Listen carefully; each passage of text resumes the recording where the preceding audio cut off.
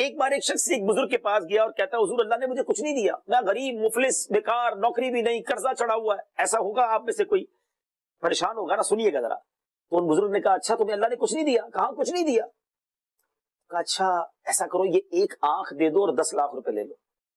کہتا حضور آنکھ دے دوں گا تو پھر تو اندھا ہو جاؤں گا۔